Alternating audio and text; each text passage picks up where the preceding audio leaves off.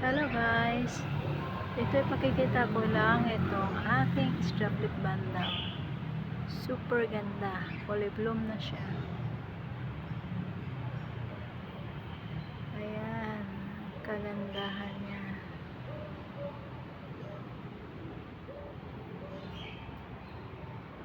Ganda ng kanyang kulay. Large size din ito. Tingnan niyo. Tapos ito yung aking new bloom, large size din, may pagka dark ito kaysa isa.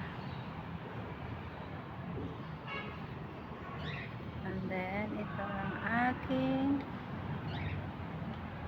mga pulse orchids. Ganda ng kanyang kulay, oh. Pink. Ayan. 2 spikes yan. Tapos ito. Sobra 1 month na ito.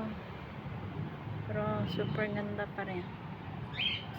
Naipasok ko na ito sa loob ng ilang weeks. Ayan. Ang tibay nitong flower na to. Thank you for watching.